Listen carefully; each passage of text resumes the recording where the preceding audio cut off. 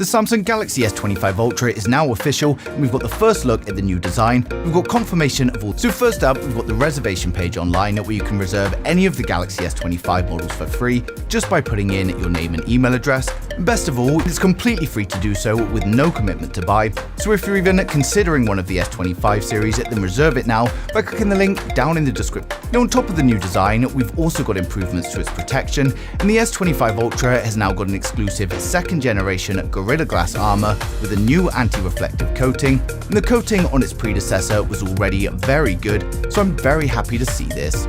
Look at the performance thanks to the S25 appearing on Geekbench, and this version has 12GB of RAM and an upgraded Snapdragon 8 Elite, and it's running at 4.47 GHz. Now the S25 scored 2,986 for single core and then 9,355 for multi-core, and of course these scores are going to continue to improve with the software optimizations before they ship them all out.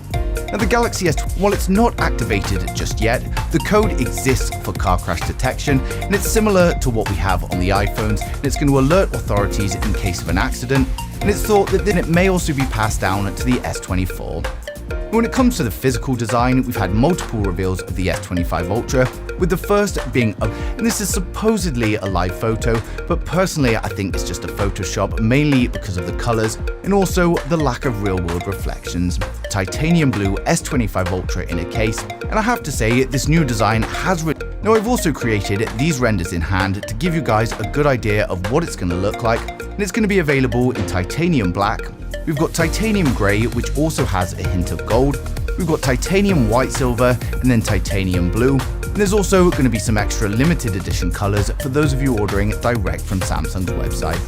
22nd of January, and pre-orders are going to be available until the 4th of February, and then the phone is set to ship on February the 7th, so it's not long until we're now going to run through the full specs, design, and the prices of each stub. We've got the standard Galaxy S25, which is coming with a 6.36-inch dynamic AMOLED display with improvements to brightness and color accuracy. We're getting a 120Hz display with HDR10+ and a resolution of 1080 by 2340, and of course protected by Gorilla Glass Victus 3. We get a 12-megapixel punch-hole camera for the selfies. Then on the rear, it's a triple camera setup consisting of a wide, an ultra-wide, and a telephoto camera. But unfortunately, at this time, we don't know the exact sensors being used. It's going to be powered up by the Snapdragon 8 Elite in the USA, and the global models are going to be using the Exynos 2500, and it's coming with a choice of 8 or 12GB of RAM and 128 up to 512GB storage, and this will be UFS 4. It's coming with a 4100 mAh battery with 45-watt fast charging, and it will of course come with 5G, Bluetooth 5.3, Wi-Fi 7 and ultra-wideband support, and it's going to be launching with One UI 7 based on Android 15, and it's expected to launch from around $800 in January 25. So next up, we've got the Samsung Galaxy S25 Plus, which is coming with a 6.7-inch dynamic AMOLED display, and again we get improvements to brightness and color accuracy. We get a 120Hz display with HDR10+ and a resolution of 1440 by 3120, and again it's protected by Gorilla Glass Victus 3. We get a 12-megapixel punch-hole camera for the selfies. Then on the rear, it's a triple camera setup consisting of a wide, an ultra-wide, and a telephoto. But again, at this moment in time, we don't know the exact sensor being used. It's going to be powered up by the Snapdragon 8 Elite in the USA, and then the global markets are getting the Exynos 2500, and it's coming with 12GB of RAM and a choice of 256 or 512 storage, and this will of course be UFS 4. It's coming with a 4900 mAh battery with 45-watt fast charging, and of course it's going to come with 5G, Bluetooth 5.3, Wi-Fi 7 and ultra-wideband support, and it's going to be launching with One UI 7 based on Android 15, and it's expected to launch from around $1,000 in January 2025. Now finally, we've got the most premium model, the Samsung Galaxy S25 Ultra, and the S25 Ultra is coming with a 6.9-inch dynamic AMOLED display with improvements to brightness and the color accuracy. We get a 120Hz display with HDR10+, a resolution of 1440 by 3120, and it's going to be protected by Gorilla Glass Armor 2. We're likely going to get a 12 megapixel camera for the selfies, but there are a few rumours that it could be the first S phone with an under-panel camera.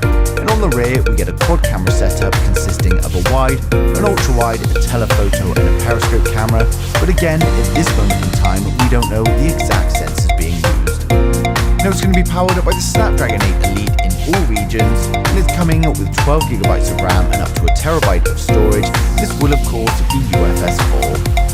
It's coming with a 5000 mAh battery with 45W fast charging, and it will of course come with 5G, Bluetooth 5.3, Wi-Fi 7 and ultra-wideband. It's going to be launching with One UI 7 based on Android 15, and the S25 Ultra is expected to launch from $1,300 in January 2025. So overall, the Samsung Galaxy S25 series is looking incredible, and it's great that we finally see a new design with the Ultra after we've had the same design for so many years now.